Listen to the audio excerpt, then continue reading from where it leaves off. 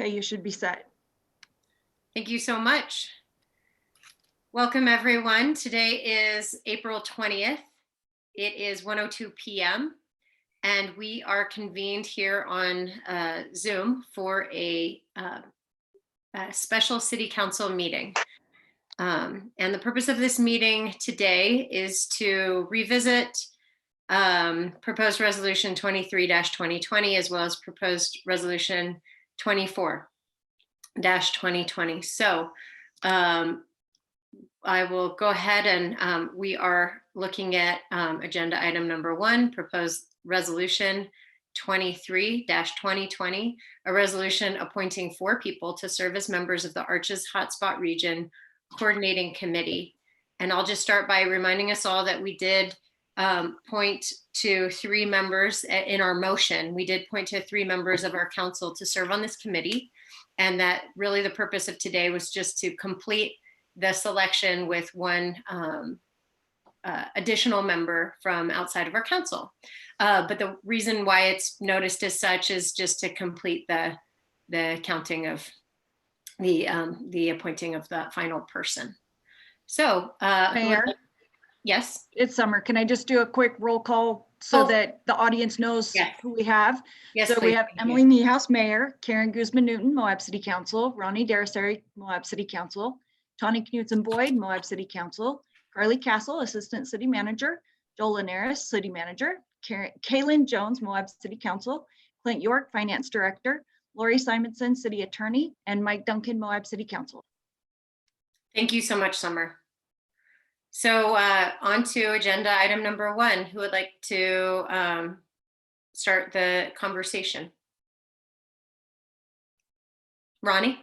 I just want to make sure, because I'm getting old and forgetful, it's my understanding that we received paperwork from the 3 people who would be interested in participating. I just want to make sure I got that right. Mr. Kingsley, Mr. Shannon, and Mr. Hancock. And then I just wanted to check if we happen to know if any of these folks are interested in both this item and the next one, only because I don't know, that might impact my thoughts. Thank you.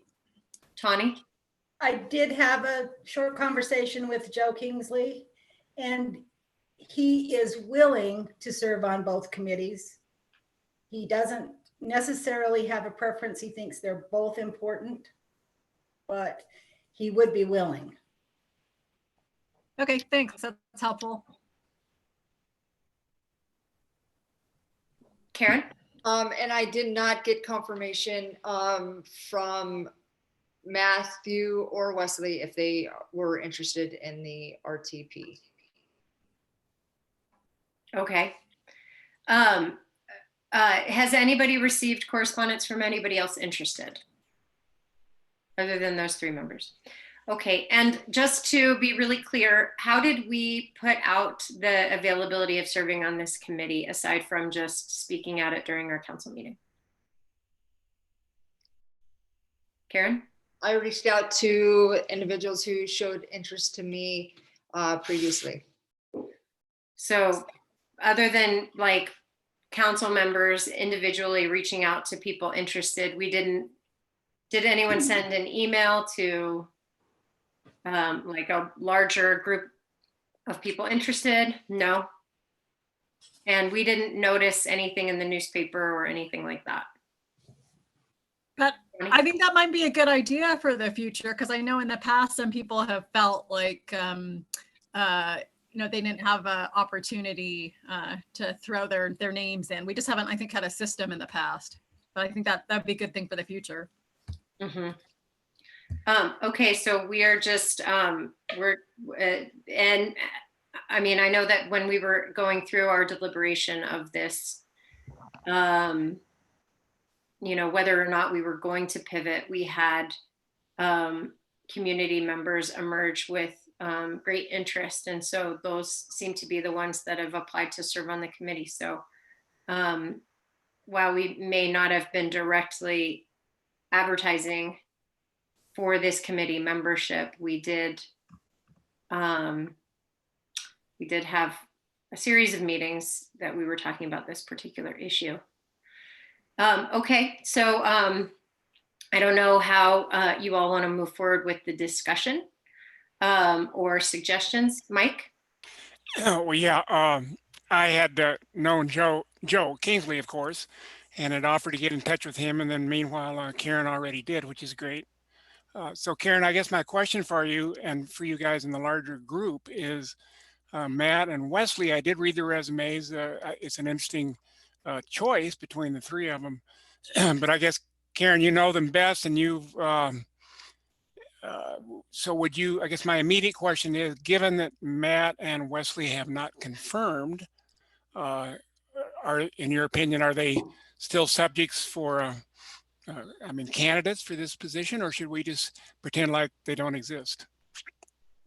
I think you're mistaken, Mike. What I said is I did not see if they were interested in doing the regional transportation plan. Ah, okay, thank you. I didn't hear that part. Oh.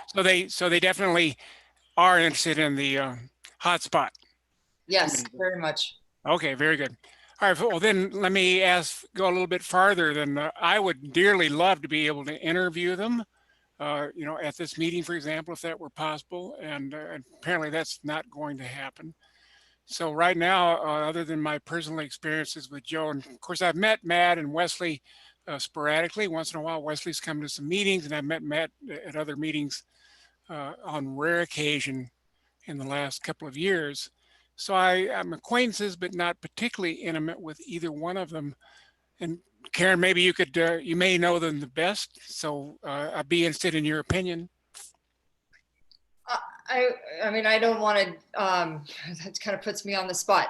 I mean, I can say that I would feel comfortable serving with any one of these three applicants, and they all have different strengths. Matt has, I mean, he's been a very vocal individual, and in terms of trying to guarantee transparency with our groups.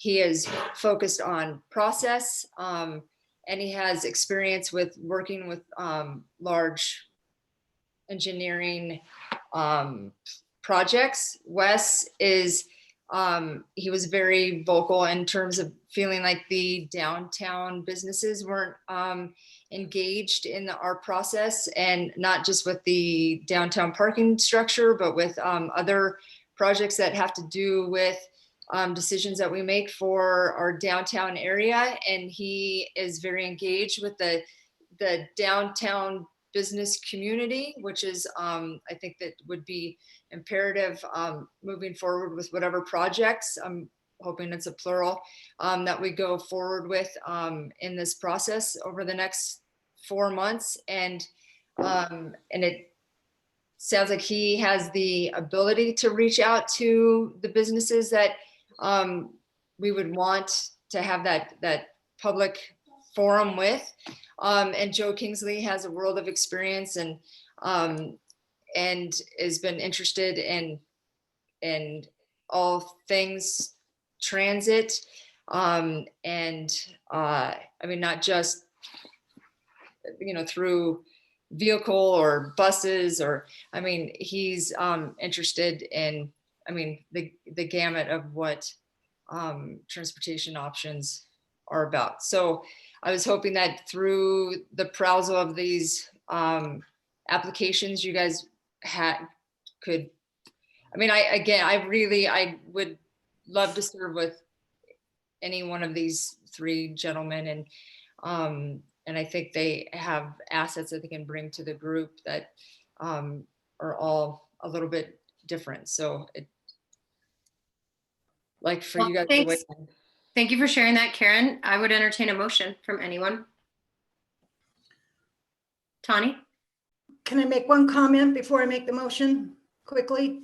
I think Joe has a lot of historical perspective. He's been here a long, long time, and he's seen our town and our community go through a lot of different ups and downs. And I feel like the other gentlemen have some representation on this committee already. The Downtown Alliance is fairly well represented already. So I would make a motion that we approve Joe Kingsley as the representative to the hotspot committee. Okay, thank you, Tani. Ronnie, is that a second? Well, I just had a thought about that, and I agree with all of you that any of them would be Well, great. I'm sorry, she made a motion, so I'm asking, is there a second? I'm not seconding yet. Okay, is there a second? Kaylin? I have a little more discussion, please. Oh, yeah, we'll get to that, but Kaylin, is that a second? Yes, I will second for the purpose of discussion. Okay, thank you. Discussion? Let's see. Well, Ronnie was first. Oh, Sorry, I had to throw my husband's cell phone in another room. So one of my thoughts was, and maybe this is shameless, but I'm trying to get maximum bang for the buck. So I thought since Joe was potentially interested in both, and also because some of the reason we're doing this is to look at alternatives to the parking structure, and that I feel like some of that discussion was driven by folks most passionate for alternatives, and I feel like Mr. Shannon and Mr. Hancock were really vocal about that. I thought maybe in some ways for this committee, one of them would be good for this, and because of his long-term perspective, and because we're looking long-term with the regional or the Southeast, the stakeholder group, that Joe might be really great to have on that one. But that might be my selfish trying to get something from everybody. okay, Mike. Yeah, so far as Wesley is concerned, I guess one concern a little bit, I guess, is that the projects that remain on the hotspot list, for the most part, are out of downtown type of projects. This, widely dispersed parking lots and potentially a small shuttle service, in my mind, anyway. So the fact that Wesley represents downtown merchants, he might be more predisposed and a bit biased, if you will, perhaps, towards downtown projects that, in my mind, are less likely to happen. Dispersed parking, as we already know, is problematic at this point, and so forth. So I don't know. Can somebody want to address that concern? The second point I guess I have is the subject of Joe. I suppose you could look at, depends on how much time Joe's got. All right, if he's got time, you could consider it an asset to have him on both committees at once. I mean, it would provide some synergy between the two series of meetings and organizations and so forth. So Joe's got that going for him. Any further discussion? Ronnie? Mike, I would just ask that some of the criticism we've gotten over time about stakeholder groups or community groups is that some people feel like they've never been given the opportunity. So whereas something like maybe a staff member or council member, I can see the value of crossover. I kind of feel like for the community positions, to give our residents more opportunity, it's great if we can offer a stakeholder position to one person and a hotspot position to another. One is really kind of shorter term and one is longer term. But I mean, I do feel like that's something the community has asked for in the past, is just more opportunity to participate. And I feel like we can offer more by splitting that out a little bit. Any other discussion about the motion to include Joe? Sorry. Well, if I may. Sure, Mike, and then Kaylin. Okay, so I just don't want us to throw Matt away because he may be not as well known to you guys. I have met him a couple of times. He's a very passionate guy, as he says, and I do think he would definitely bring something to the party. So if we don't elect him, I would sure like to employ his talents in some way. Let's put it that way. Kaylin? I was just going to opine that council and staff may provide a fair amount of continuity, maybe not as much in terms, depending on what sort of outreach we do. If we do a good job, the committee members providing it may be less important. Just wanted to offer that. Thank you. Any further discussion? I'll call for this vote using a roll call list. Karen, Sorry, I don't think you got a second. Caitlin seconded. oh, Kaylin seconded. And now I'm calling for the vote. Okay, I'm gonna abstain. I mean, I'm sorry, I'm gonna nay. Tawny, Yes. Ronnie, No, Kaylin,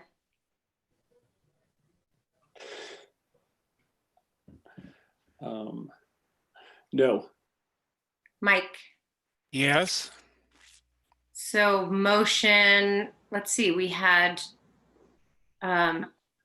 motion fails because we had 2 ayes and 3 nays.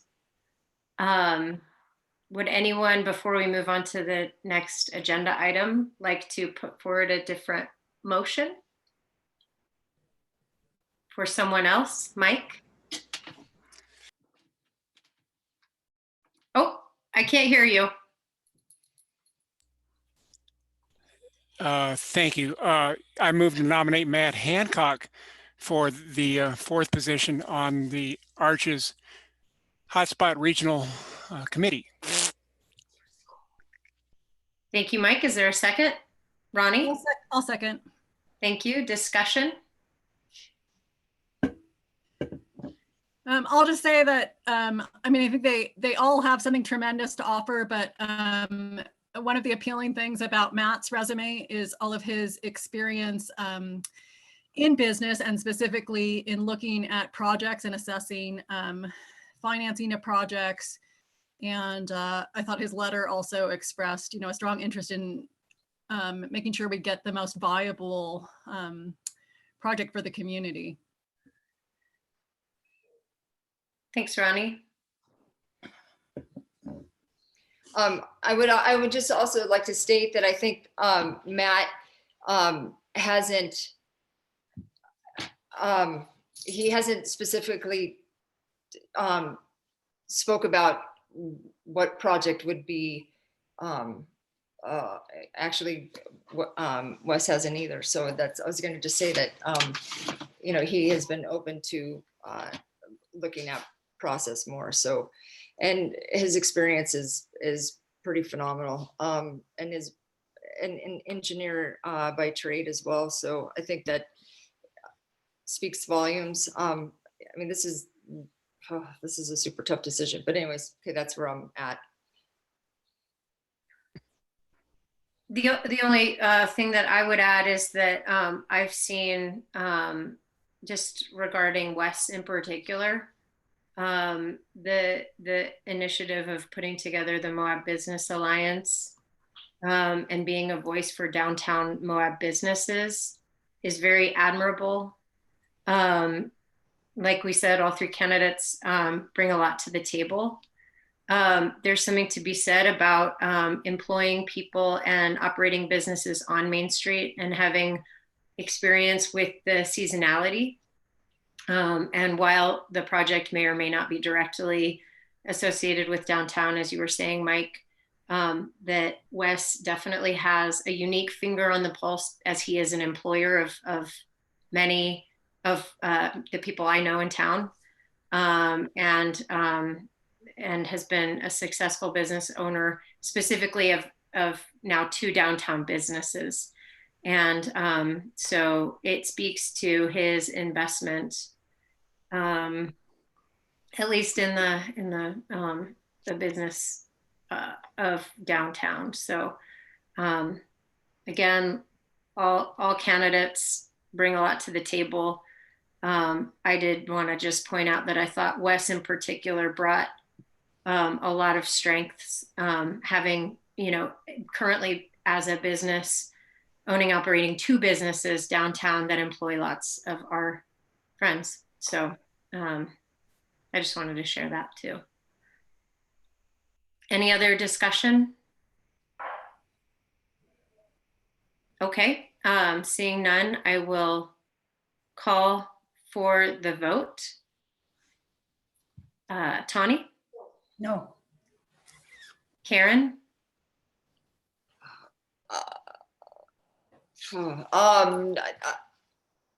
Oh my gosh. No. Kaylin, No. Mike, Aye. Ronnie. I, So motion fails 3-2. Is there another motion, Ronnie? I'll move that we appoint Wes Shannon to the committee.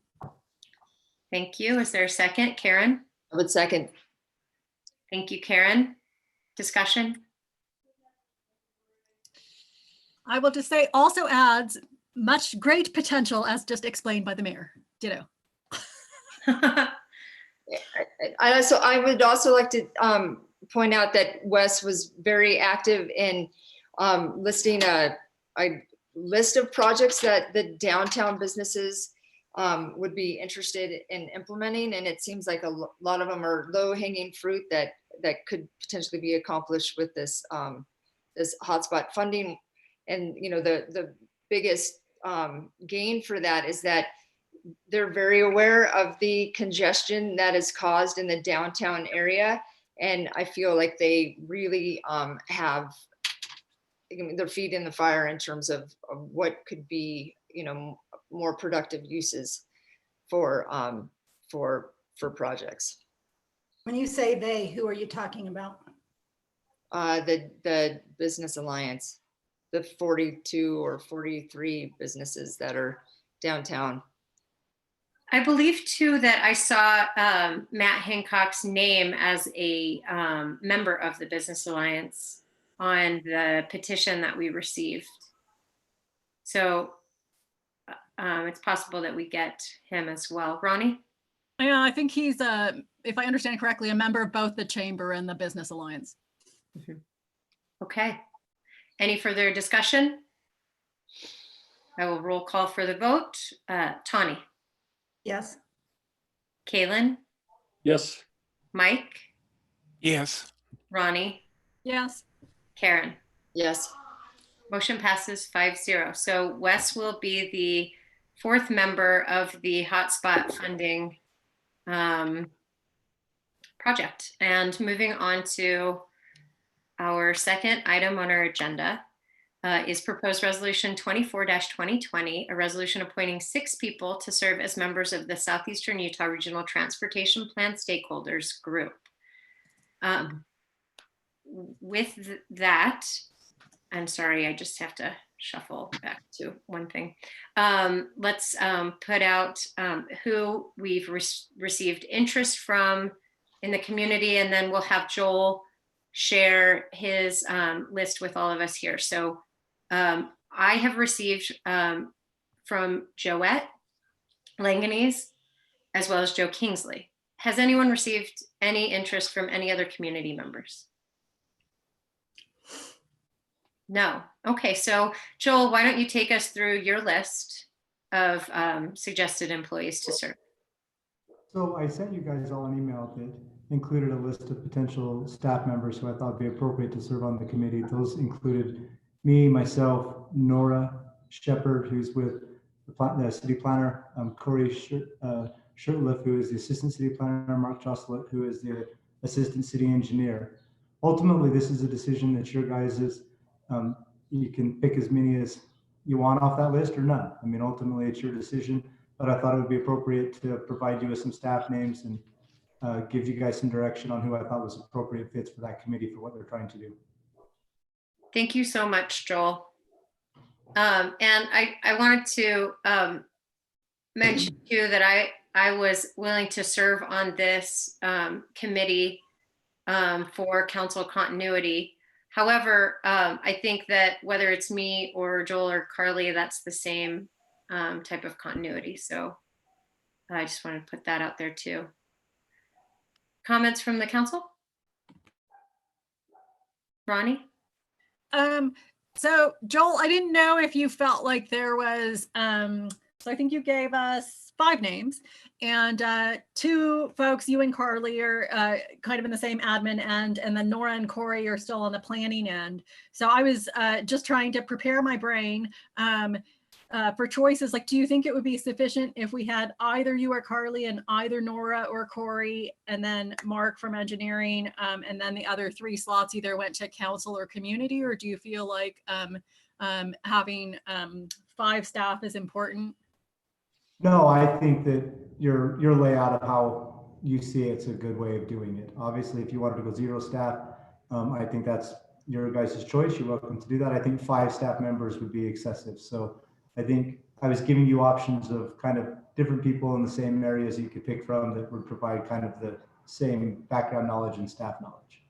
Well, I guess I'll just add to that, that if that's the case, then I thought, you know, if you and Carly gave us a little bit of input on, you know, which of the 2 of you, and if we had a little input on which of the 2 of Nora and Corey, and I have no idea how this thing's going to work. I take it you probably can't have alternates, but if there are 3 of you, chances are if somebody can't make it, at least the city will be there. But in that sense, since it sounds like Joe and Joette were interested, I think that the community and their historic perspective, both from council and planning commission and running businesses, and Joette's connections with the parks through Friends of Arches and Canyonlands would be real interesting to have. And then I think the final person, it would be interesting then to either have the mayor or a council member, this is just my idea, but who's on the hotspot committee. And I only say that because I figure there'll be a lot of dialogue that happens in the hotspot committee. And even though it's short term, there might be some good ideas that come out for the long term. And granted, those meetings will be public, so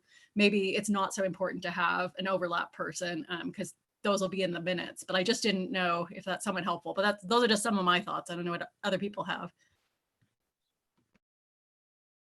Caitlin?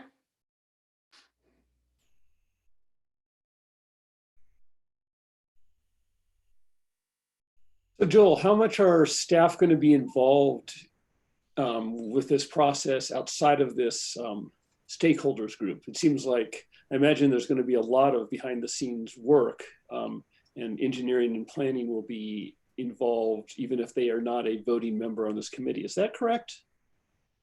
To a degree, I think that engineering will be somewhat involved. I don't know how much planning will be involved. I think that engineering would overlap with it more so than planning. Okay. Well, then I might be inclined to wait planning it to get them roped in, since I'd like planning's voice in these sorts of efforts a little bit more than we have in the past. Thanks. Tawny, you had your hand up next. Have any of those staff members expressed a burning desire to be on this committee, or jumped up and down, or anything? Does anybody want to do it more than somebody else? No one has leapt out of their seat for the opportunity, but I think all of us just view it as a part of job details. So it's like, it's not a bad thing, it's not a good thing, it's just what we do. So it's okay. No different than anything else we're asked to do. Like, okay, yeah, we can do that. Karen? Oh, I was gonna second what Kaylin was saying, that I really feel like we need to have more, if we're talking about future development and planning for our community, then I really would appreciate having planning on that board. I mean, I know they're going to be involved somewhat, but it would be great if there was more input. So I'd be apt to definitely put somebody in planning on there. Mike? Yeah, well, I kind of like the idea of Joette and Joe for residents, if you will. 2 from staff, and I kind of like the idea of younger people. This is a long-term thing. Nora, I believe, and correct me if I'm wrong, Joel, is getting near retirement age, and it could be she'll end up retiring. Who knows, before this thing reaches fruition. So Corey and Mark. Corey struck me as a capable guy. Mark, when I've seen him, is pretty quiet, And I don't know how actively he would participate or how much he would bring to the table, but in the absence of anything else negative, I'd be happy to entertain him. Yourself and Carly and Nora all have your hands full if you want to know what I think. And for the remaining two positions, the mayor and one member from council, I think would be a great idea. So that 2, 2, and 2 kind of strikes me as a good balance. Well, just to clarify, I think children that are in kindergarten could probably retire before this comes to fruition, the way that it's gone. Other comments? Kaylin? So this coming to fruition is specifically this regional transportation planning piece, which is, I'm under the impression it will be a 12 to 18 months to deliverables. And then there's 2 other planning efforts queued up after that, and the turnover with staff it happened. So it seems like there'll be continuity with the organization, but councils and staff change. And last time I talked to Nora about this, it seemed like she was going to be around for a little while. I didn't think her foot was out the door just yet.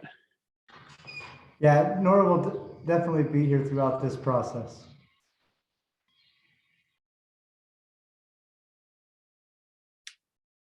Any other discussion? Mike?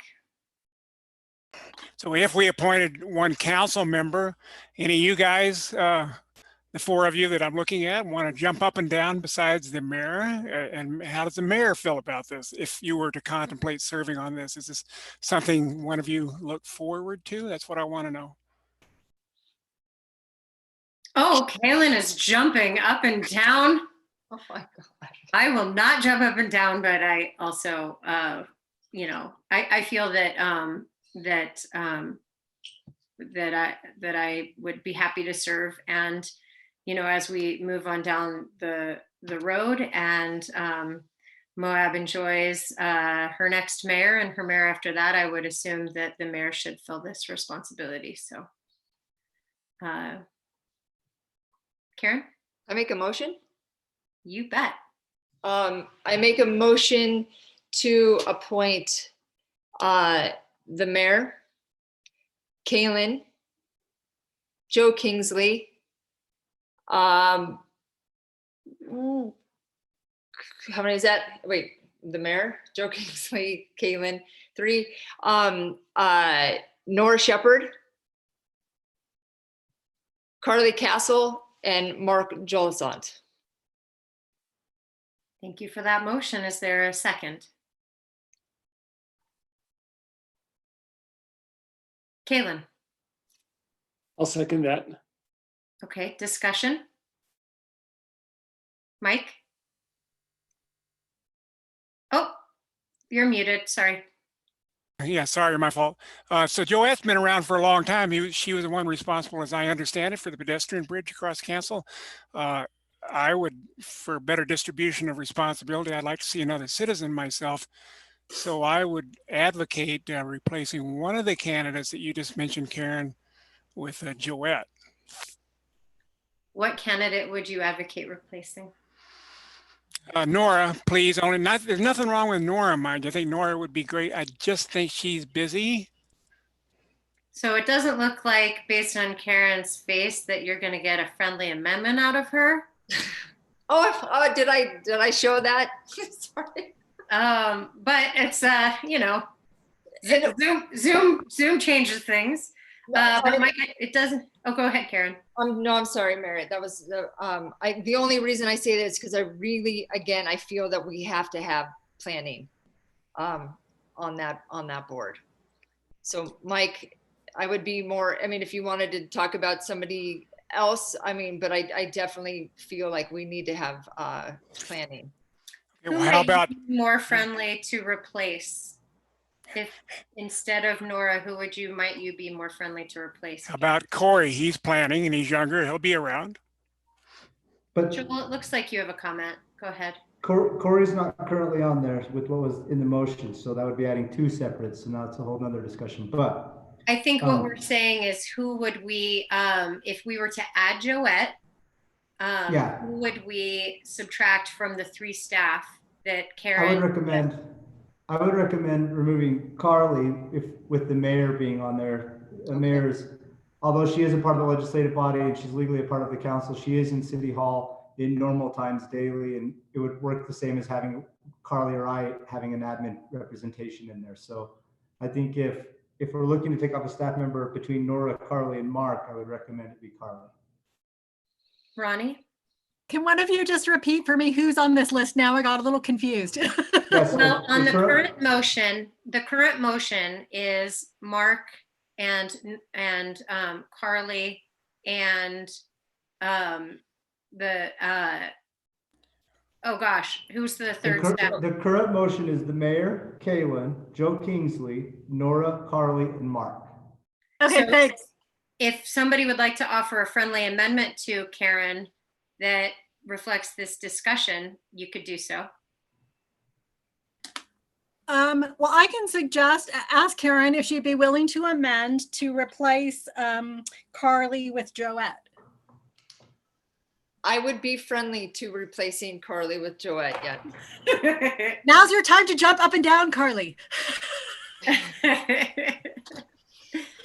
No, jumping up and down is for being part of the group. Do you need a second on a friendly amendment? Yes, please. I will second that. Okay. So let's just be very clear before I call for a vote here. Joel, will you run down the list that is currently? Yes. So the current motion contains the mayor, Kaylin, Joe Kingsley, Nora, Joette, and Mark. Okay. Is there any confusion among who is on this list? Ronnie? I'm not confused. I just want to make sure Carly knows that was nothing personal. That was just because of Joel. So, and when you get into privacy, if this opens up time for you, feel free to jump. Any other discussion? Okay, I will call for a roll call vote. Mike? Aye. Ronnie? Aye. Karen? Aye. Kaylin? Aye. Tawny? Aye. Motion passes 5-0. Thank you all for signing in for this meeting. I just wanted to say before we adjourn that our next meeting will be Tuesday of next week, and we will have a whole list of COVID-19 updates at that time. And while it's not noticed on our agenda, I did want to just say that, you know, while people are talking about how we're going to, what that reopening is going to look like, that we're still at, you know, the same place that we have been with the updated order. And Joel, if you want to speak to that, please. Yeah. Yeah, so those discussions are just now in their infancy. We're just starting to have those. I actually have a meeting here at 2 where we're going to start laying that groundwork and that path forward. So we're starting to discuss that, and I would think here next week or so, we should have a pretty good idea of what that looks like. And so because our next meeting is next week, Tuesday, and that is actually April 28th, that will be prior to the expiration of the May the 4th be with us all deadline for the order for the health department. And so that's why I was just bringing that up, just to make sure that everybody is comfortable with next Tuesday being the next time we convene and discuss coronavirus. Ronnie? And it's probably already part of it, but if it wasn't on the list already, can we get a legislative update? Only because I'm pretty sure I heard the governor just signed Senate Bill 3004, which we probably want to discuss. Yeah. And Karen? I'm sorry, everybody's blanked out. It says my internet connection is unstable. So Ronnie, what was it that you just said? Oh, I just wanted to make sure in our update that we cover just a legislative update and Senate Bill 3004. Just because I'm pretty sure the governor just signed that one. Yeah, and that's what, I mean, listening to the press conference on Friday, it feels like things are changing much quicker than we're keeping up with. I mean, I know we're all individually keeping up with things, but getting the information out is becoming a concern. And I mean, Wednesday, the new economic task force commission that was formed through the 3004 is going to give recommendations to the governor on Wednesday, which is this Wednesday. And it seems like, they're really plowing ahead. And so I'm just wondering if we should try to regroup and get some information out to the public soon after that. So an idea is that because we're meeting next week, Tuesday, for a regular meeting on the 28th, we can have a whole host of updates. But Joel, do you think that it would be possible for us on our city website and Facebook page to summarize what has been, or website is different than social media. So, I mean, I leave that up to you and Lisa, but of what is decided in the legislative session in plain English, so that our community can be aware and hear from us as a city. Yeah, we will get something out there. That can take some time to plow through some of that stuff. But we can get something out there. Thanks, Joel. Thanks for asking for the plain language, Mayor. And Joel, if you can just have a statement in there too, like the immediate follow-up question we tend to get from people then is like, is this totally a done deal? Is there anything we can still do? So if you could just include something like that, that'd be great. Yep. Okay. Does anyone else want to share anything about that? Ronnie, thank you for your help in getting the information on the House bills out in front of me. Appreciate that. Yeah, it's very fascinating that the legislature is in a special session, first time ever. Unprecedented times for sure. I would entertain a motion. Oh, Kalen? Yes, I just wanted to ask Joel. So it appears that the health department is soliciting reopening plans from individual businesses. But it seems like there's going to have to be a coordinated effort to protect our citizens. I mean, because it just sounds challenging to reopen a little without some moving beyond recommended behaviors to more mandatory ones, so that there's clear messaging to visitors about what the boundaries are, and to manage the risks as we reopen our doors to the world. Yeah, I suspect that becomes that part of that update that we get on Tuesday. Okay. Yeah, Kalen, I think that's one of our major concerns. Is this isn't, you just open the gates, right? This has to be weighted. It has to be proportionate to what we can still handle. And those who are coming, there needs to be steps that are enforced to make sure that safety is still being our top priority. So I don't know what that looks like yet. I hate to throw out examples because I don't want to cause a stir in the public, but yeah, I agree with you entirely. And as I work with the task force group, we will make sure that that's considered about how people can be on Main Street, how many people can be in stores. Are they not required to wear masks? All of that will be a part of the discussion. Great, thank you. Karen? So I spoke with the health department, to Brady and to Ryan this weekend, because I wrote a sort of a synopsis. I can send it to you guys after the press conference. And I just, because there were some things that were talked about in there that that the state was going to be working with local health departments and to ensure that we keep the folks who are health compromised or our older population safe while we keep the spike of coronavirus down. And there was some things that the new task force talked about with a health guidance chart. And so I just reached out to the health department to find out does that exist. And they were really surprised by Friday's announcement. And so they were hoping to get an update today as if there is going to be a new health chart that they're going to be able to watch. And they also mentioned that they've had 65 applications for businesses to reopen, and they have approved 25 so far. So it's happening, and they obviously the population's health is the main concern. So I really, if we can get that dialogue out, and however that looks. I mean, there's there's some fight against that. The governor is only interested in opening up business again, but I mean, there was the ULCT and the UAC worked really closely with with those bills, and so it would be good to get that information out, that they're not flying blind. Yeah, the mitigation plans that are being submitted by businesses, they're, like Karen just said, they're being reviewed. Some businesses can be open and they can be conducted safely, and there's not a high risk at all. The golf course was initially shut down. They provided a mitigation plan, and they're operating now, only allowing locals to get tee times. They're spacing tee times out about 30 minutes. Everyone has their own golf cart. No one's allowed to go inside the building whatsoever. Like, there's no interaction. No one's allowed to use the rakes. Like, there's no flag, the cups are popped up so the ball doesn't go in the hole. Like, you're literally not touching anything the whole time you're out golfing. And so there's ways that businesses can provide mitigation plans that will allow them to safely reopen. And that's the phase we need to be looking at.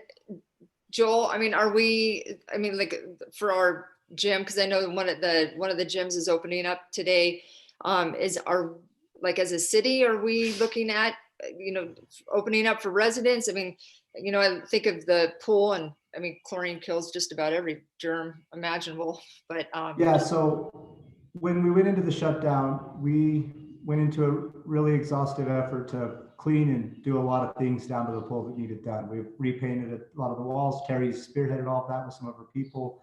They've pulled all the mirrors down. We've taken care of some mold issues that were behind some of that. We've really just scrubbed and got the pool, and Terry's done an awesome job doing all that. So we have a meeting Wednesday with the MRAC staff, and we're going to start seeing what our options are there and start seeing how we can maybe proceed going forward with that. But you guys, all of that is still so early. I mean, we've not even determined whether or not we've peaked. We're still determining what the timeframes are once you peak, how long you have to be coming off the peak before, what level of normal operations are allowed. So I'm on board with you. The thing that gets lost in a lot of this, after our last meeting, I heard comments from a couple of residents that we don't want any tourists back, and that's a problem.